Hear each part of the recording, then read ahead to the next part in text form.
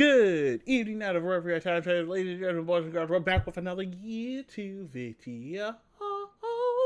Yes, ladies and gentlemen, boys and girls, we're back with another YouTube video, and this YouTube video is we're back on the track with reaction videos of our superheroes. Yeah, I haven't reacted to a superhero YouTube video in a while, and unfortunately, with a lot of stuff that's been happening, guys, we're on the final season of The Flash, and I haven't made a video about the final season of The Flash. I have watched everything up to now, and I haven't made a video hitting about it. So today we're going to be talking about basically the arc that we just finished, which is the Red Death arc. Yeah, that arc, it was dumb. I hated the Red Death arc with all my heart and passion, and I think no, I'm sorry. But anyways, we're going to be talking about the Red Death arc, and we're also going to be watching a YouTube video by the Black Lion, who talks about the Red Death arc, and a lot of his points that he talks about, I agree with. A lot of it, I agree with. So I think it's going to be a good video. I'm excited to watch it and talk about it. Hope you guys are too. And yeah, let's get on into the reaction video. Editor Cord. Wait. Before we do that, I just want to say thank you guys so much for, clicking on this video. If you guys do like today's video, hit that like button and maybe subscribe if you guys want to see more of this stuff on the YouTube channel. Maybe. And don't forget to hit that bell notification up above to get notified every time when I upload a video. Alright, guys. We're hopping on into it. Editor Cord. You know what to do. Alright, guys. You guys know what to do. Get your Flash mugs ready because we're hopping on into Flash Season 9. The Red Death arc is an embarrassing mess by the Black Lion.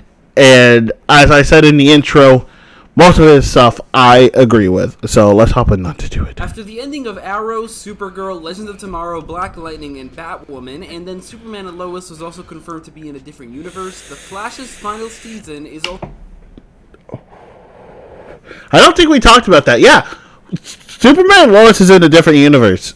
I know it's like old news, but yeah, it is. Kinda sucks, but... yeah, Superman and Lois is in a different universe, even though we don't know what happened to Earth Prime Superman. And yeah, it's just kind of weird. But yeah, with the Flash ending this season, aka this year, this is the end of the Arrowverse. We're done with the Arrowverse. And then we have whatever universe that Superman and Lois is in. So.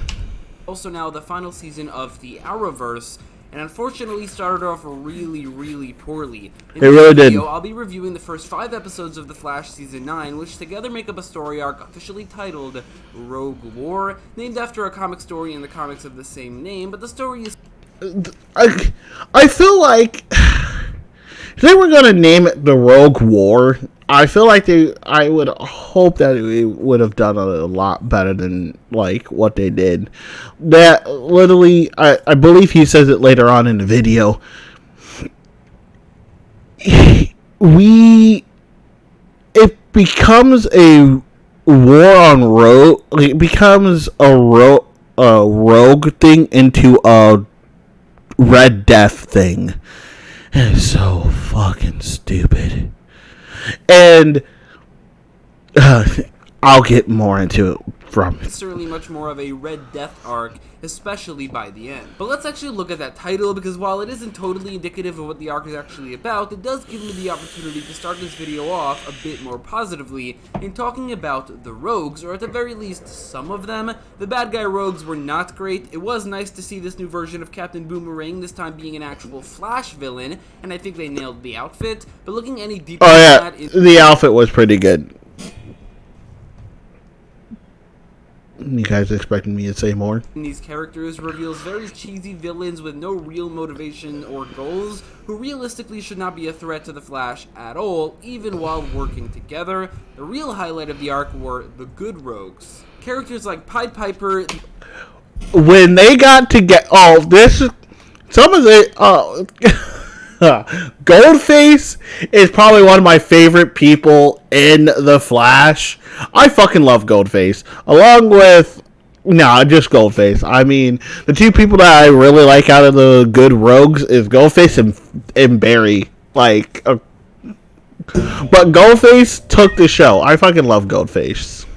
The Hotness and Goldface, all of whom were very entertaining characters throughout the arc. The Rogues heist and interactions throughout was easily the best story in any of the episodes in this arc, and there was even a pretty cool moment with Chillblaine when he betrayed Barry. It was reversed pretty quickly, but that doesn't change the actual moment. That's not to say that they were perfect or anything, they were just the best things in a bad story arc, and they are only really great in comparison to the supporting characters, which doesn't really mean much. In its later seasons, with characters like Harrison Wells, Cisco, even Caitlin now, Wally, and Ralph Dibny all gone, this show is left with what might possibly be the single worst supporting cast I have ever seen in a TV show. He is right. Okay, let's get into this one, because I'm so upset that... Okay, by the way, spoilers... I probably should have this at the beginning of the video, but yeah, spoilers. If you guys have not seen the beginning of season 9 of The Flash to today's date episode, y'all probably shouldn't be watching this video. But if you guys don't care about spoilers, all right, cool. But anyways, these people, besides Joe, but these people are singly, without a doubt, the worst couple of side characters, supporting cast, helpers of Team Flash that has ever existed in The Flash. And that's saying something, because I used to not like Iris, but I prefer Iris over them. Are you guys hearing me correctly? Because I'm pretty sure I went on a rant about me not liking Iris. But I prefer Iris over them. Definitely two of them that I'm looking at right now. Cecile and Allegra. Cecile's becoming like Iris. Just saying. The writers of the Flash is giving Cecile too much power and trying to put her basically so in season 1 of The Flash it basically was Barry, who was the Flash. Then we had Caitlin, who was our doctor. We got Cisco and Earbarthon or Harrison Wells, who was our tech people, who were basic. No, sorry, we got Cisco, who was the tech person, and then we got Harrison Wells, who was the mentor. So he goes probably underneath Barry, right? And then we have our supporting character. We have our other supporting characters, aka Joe, who was on the sideline, who was our cop, and who was the person who was giving us the information. And then we had Iris. We had Iris, who was the person who was a love interest for Barry, but then ended up not being a love interest because she started dating Eddie. Alright? That was season 1 supporting cast. And it worked. And it was good. It was good. And then we get into season 4. And it was okay, but then they started making Iris do more stuff. But I digress. And then we start getting into stuff after Crisis. Once when we start getting into stuff after Crisis, that's when we get Chester, Allegra, and Cecile. I'm so glad that I wasn't pointing with my mouse. But we got Chester, Allegra, I almost did it again, Allegra, and Cecile, which are probably, handed out, the worst characters to be added. They have no character development. They have nothing. They just basically, what happens is they just be given powers, and expect to be doing stuff. Chester, as we all know, is the replacement for Cisco when Cisco leaves. So Chester's the replacement. Okay. Cecile, she was our DA. Then she started getting to the meta stuff, being a DA for metahumans. And then she figured out she has powers. I think that's where Cecile's character just plummets, because once she figures out she has powers, she basically goes up to people and be like, "Do you feel sad today? Why you feel sad today? I don't want you to tell me I feel sad. I already know I feel sad. Cecile, back up, please." So once Cecile has these powers and be able to sense people's emotions, I feel like she breaks personal boundaries. And then Allegra, she shoots EVs out of her hands. She doesn't become relevant until the end of season 8. And then she barely does anything in this season either. So, really, and then we lose Joe. We don't get Joe because Joe's actor was only wanted to be in a few episodes of The Flash. Mark, on the other hand, is okay. I wouldn't consider Mark being the support part of the supporting cast. I feel like Mark was more of Frost's love interest and boyfriend. Then Frost died, and then him and Caitlin. Oh, don't get me started on Caitlin. You guys realize I haven't touched on this character here, because guess what, guys? That ain't Caitlin. That ain't Caitlin. That is a character named Keone. A person who is made from Caitlin and Frost put together, and basically, yeah. But I do agree that our supporting characters here is the worst supporting characters that we have had in A, the Arrowverse, and B, I can't really say in TV history, but at least in the Arrowverse. Hell, I prefer Felicity in Team Arrow season 7 and 8, Team Arrow, over them. I'm sorry, I really do. And I don't like Felicity, and I don't like the newer Team Arrow. But I digress. Rivaled by the later seasons of Legends of Tomorrow as well. Okay. He's right. No. They're worse than Legends of Tomorrow's characters in later seasons. Yeah. Used to be that Iris was the most hated character on this show, but at this point, I'd argue that she still is. Barry, looking at all of the main characters, she's the best one. Sure, she could be written better and given better stories, but at least she's necessary to the show and the Flash mythos. And while this is a personal opinion, I never found her to be unlikable. Everyone else is so unlikable. Literally, there's only two main... But Iris is likable now because...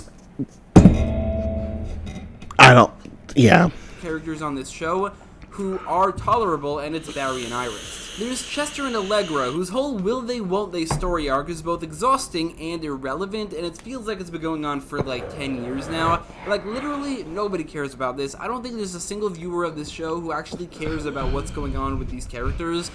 Oh, and when they finally kiss, because they do kiss, because, guess what? The will they won't they thing is a thing, but they do kiss, yeah. When they kiss, it's like, oh, thank God they kiss. So now this will they won't they thing can be over, right? Every scene dedicated to it makes any bit of screen time it took up completely skippable, and has literally no purpose for this show.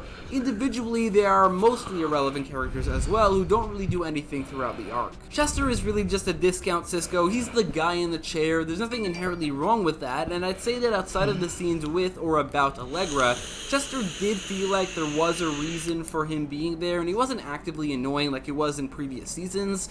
But then again, that's not counting the...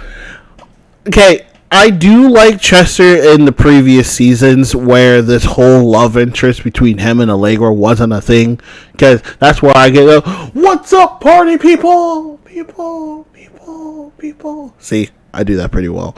But I do enjoy Chester in the other seasons. This season, he kind of annoys me with this whole thing with him and Allegra. And yeah.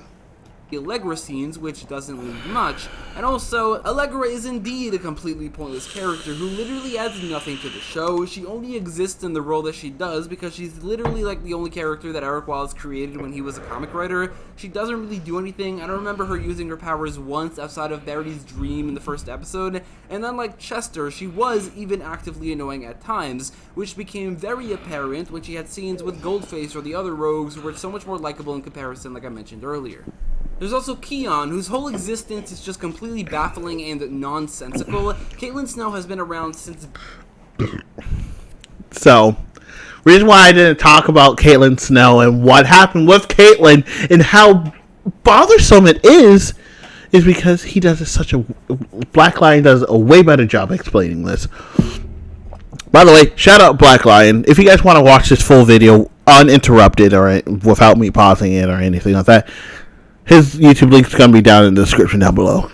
Before the pilot episode, she debuted in an episode of Arrow beforehand, and I'm pretty sure has appeared in every single episode since. Over the years, she, like most supporting characters, have suffered through contrived storyline after contrived storyline, and I'll be honest, I never really liked anything they did with Frost by turning her into a hero since like season 4, but what they did here is honestly unforgivable. Caitlin, who again, like I said, has been around since the very beginning, appeared in like every episode, is killed off screen and nobody cares. I mean, they were all so effective. No one cares.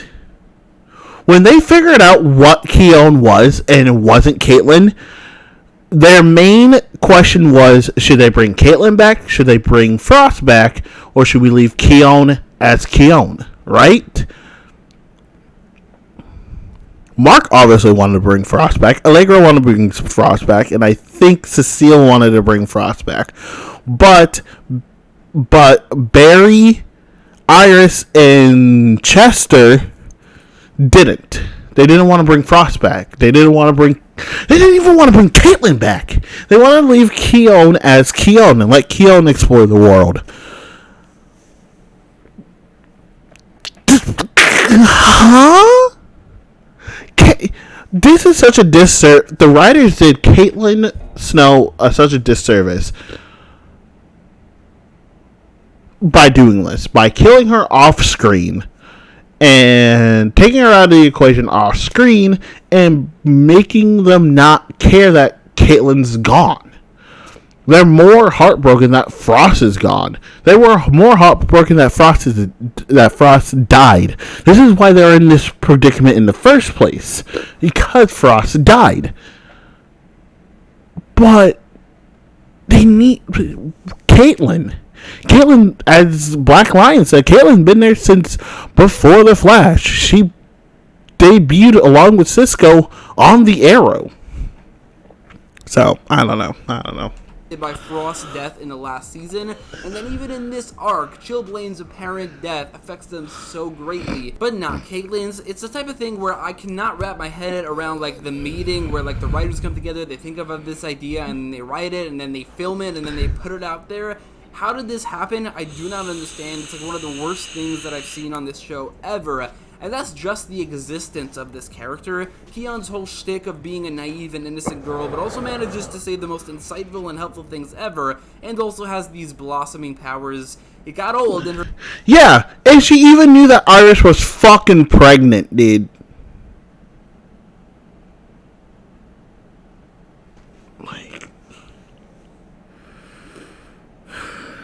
Okay.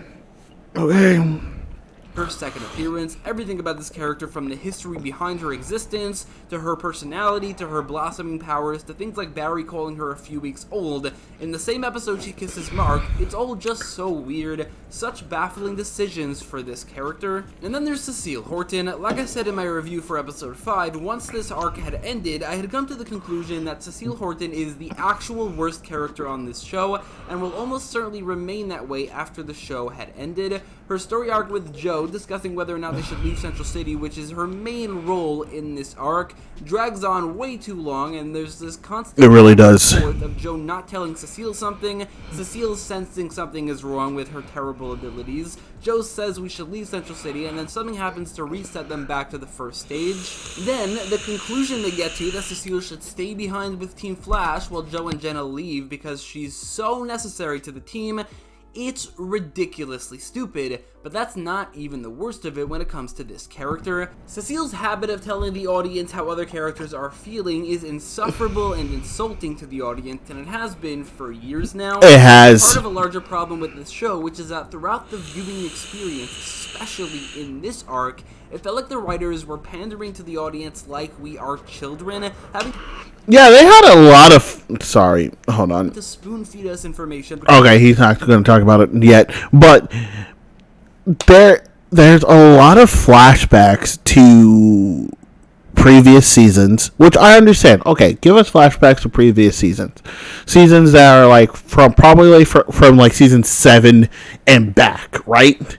Season 8 probably doesn't need a flashback because season 8 just happened, but don't give us flashbacks of an episode before or what happened in that episode. Are you like, it's like the writers are saying, oh, our audience is just too dumb enough to not remember, or they're saying our writing is so bad that our audience don't even remember what happened 5 minutes ago, so let's give them a flashback. Because we're all just too stupid to understand any of the nuance at all. Cecile explains people's emotions. It was a bigger problem in season 8, but it was certainly present throughout this one, and that's not the worst of that problem.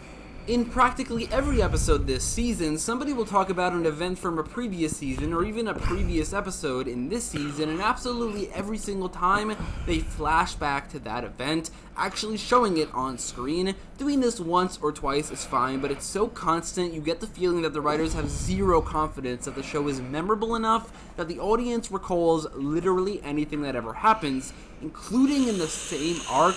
They also really don't think that the audience will understand when they're explaining something to them. They have Side rant. I know why Batwoman got canceled. And it's this actor right here.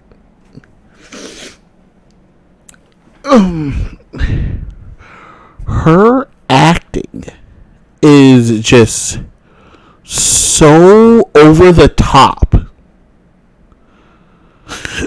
that is literally like from a cartoon villain in a live action show. You don't need to be that over the top to prove a point. I will show some stuff after this video, after when I'm done recording the main part of the video, but I'll add some stuff on what I am talking about that makes this actor and the Red Death character so laughable and so... I wish that they didn't use this actor. Like, don't get me wrong. Yeah, no, just probably didn't use this actor. Her acting is so over the top, and it doesn't make sense on why. And I will show you clips. Editor Corn, please insert clips here. spoon feed them the information because they just won't get it otherwise. As an example, and this is easily the worst offender of this, is in episode 5, where Barry explains to the Red Death how he got his powers back from Grodd, and there's a flashback to season 6 when Grodd was lent some Speed Force, and then later on, Barry tells Batwoman literally the exact same thing, and another flashback is shown. They said the same thing twice, showed another flashback to the same thing. I mean, this got me so angry when I reviewed episode 5, and it's still getting me angry right now. Also, how does Batwoman even know Barry lost his speed? Where was she? Was she missing? Let's talk about the plot in Red Death because it's such a mess. The actual story arc really is. Start off relatively well. We have a time loop episode that introduces Captain Boomerang and reveals he's working for Red Death, who has this Zoom-like evil speedster first appearance, and it works. Episode 2 is pretty terrible, but it does expand on the arc, introducing a fiddler, and shows a bit more of the Red Death. Episode 3 is definitely the peak of... I did like the Red Death costume. That's it. The plot, with the Rogues coming together and the Flash coming face to face with the Red Death for the first time. Even more so, Team Flash then puts 2 and 2 together in episode 3, learns about the Rogues using Wayne Tech, Ryan Wilder is missing, and the Red Death and Team Flash actually being smart again. As a bat symbol. I really liked how smart the team was here. It's only 5 episodes, they have to come up with everything in a very short amount of time, but it works because of it, and that's really where the plot peaked. It was working. Then Red Death unmasked herself, said, "I'm vengeance," made everybody laugh, and everything fell apart. Looking back, it felt like this was the moment of no return. The Red Death was... Yeah, I literally laughed out loud at this part here. It was bad. Being built up to be a scary and powerful villain, and while we all knew it was going to be Ryan Wilder, I was still personally leaving an open mind for the potential possibility of success. But after this moment, everything changed. Red Death started quoting other Batman movies and TV shows and comic lines, started throwing tantrums and screaming all the time, going from a Zoom-like villain to an 80s Saturday morning cartoon-like villain over the course of like 1 episode.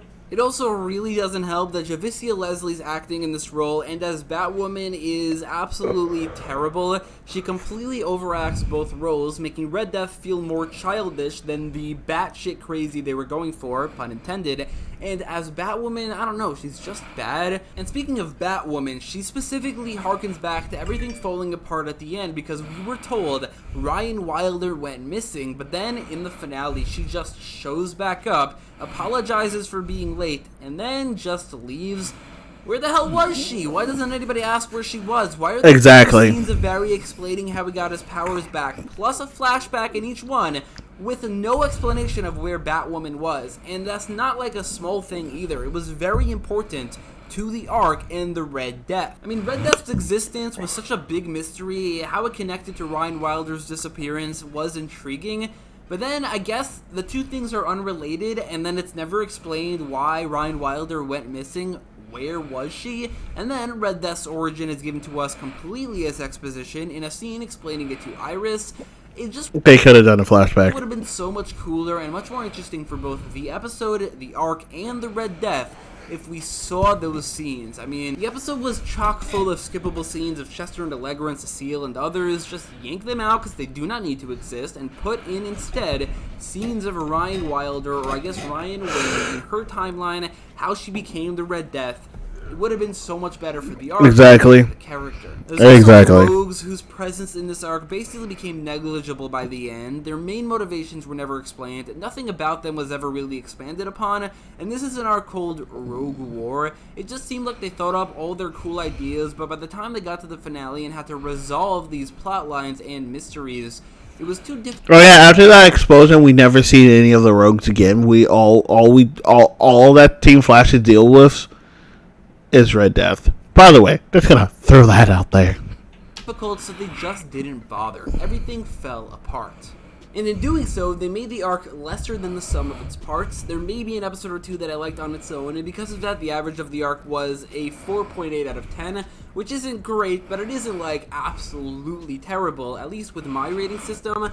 But as an arc, none of the episodes really flow together. Anything that's set up isn't resolved well or at all, and the story ends up making no sense anyway, even if something is set up well. In an episode that I did give a good score to, which a good for this arc is a 7, but as a whole, they don't work together, so the arc's rating will be lower than the average, which was a 4.8 out of 10, so don't be surprised when it is. I haven't even yet mentioned some more general issues with this show, like for instance, the genuinely terrible writing, the type of thing that even the greatest actors couldn't deliver well, the type of writing that would normally only be acceptable in shows that are made exclusively for little kids. Lines like, "let's do this one last time" in the opening scene, which they made no sense in the context, or "I'm your worst nightmare, dumbass" in the first episode, or Chester telling Batwoman how badass she is, and all the forced Batman lines that Red Death spouted, which sometimes made no sense. She calls criminals a superstitious and cowardly lot, but works with criminals the entire arc.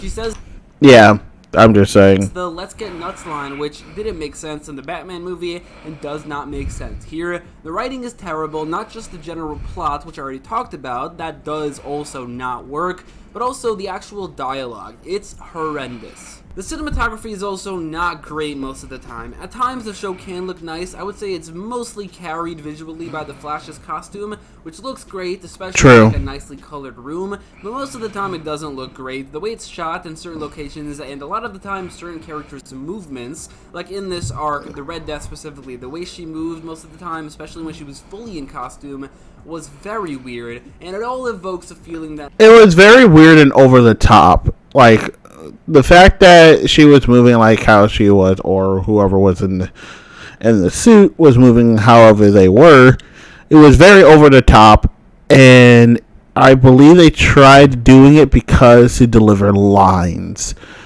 to show the emphasis, to put more oomph into the lines. And I don't know, I'm watching Power Rangers or something. It's never as bad as like in That's true. 7, which was 100% a Power Rangers show, and it's not all of the time, because like I said, there are times where the show does look nice, especially when the Flash is on screen, but it happens enough that it is certainly a problem with this arc. So I've talked a lot about the terrible supporting characters, all the villains, and even all the recurring characters, but what about the Flash himself? Now, first of all, it's very clear that Barry is miles better than the rest of the characters on the show, and that Grant Gustin is great in the role. He, for now, is the definitive live-action Barry Allen, 100%.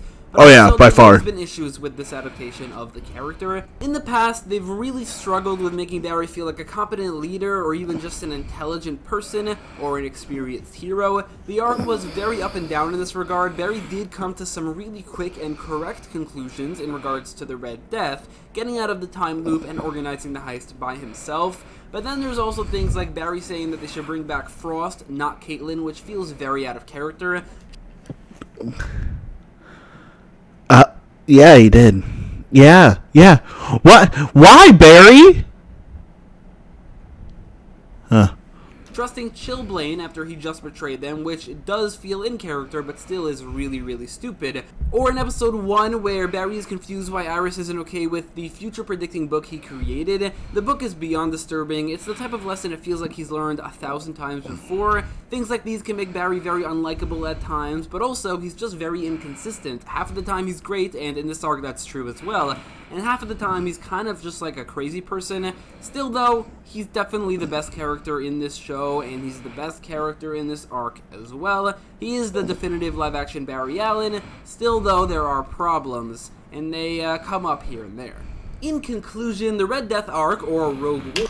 But yeah, Black Lion's basically going to give his rating on the arc, and I feel like I can be... After watching the arc and watching some reviews on it, and then rewatching the arc, I feel the same. It wasn't a good arc. And I've been able... Ever since halfway point of season 6... From season 6 of The Flash to now, I'm able to look at these DC shows and be like, what the fuck? Like, before I was like, in La La Land watching them and not seeing any issues and criticizing people who had issues with it and all that stuff. But now I'm able to look back at these episodes and I'm like, I like that part. What? Type of thing. But yeah, guys, that was the Red Death arc. I gave you guys a lot of my thoughts. I let the video play out. Again, if you guys want to watch the full video without interruptions and without me talking over it all the time, please, it's Black Lion's channel is going to be in the description down below, so check him out. Check out his videos. He has a lot of cool videos over there. He has a lot of reviews on season 9. Not season 9, season 8 already. And with me putting YouTube on the front burner, we'll be talking more about season 8 of The Flash, Superman and Lois as well, and all the other superhero stuff that's coming out, along with much more stuff that's coming out too. So, as I said in the beginning of the video, if you guys like today's video, hit that like button. If you guys like what we do on this channel, hit that subscribe button. Oh my god. Again, if you guys like today's video, hit that like button. If you guys like what we do on the channel, hit that subscribe button with the bell notification up above to get notified every time when I upload a video.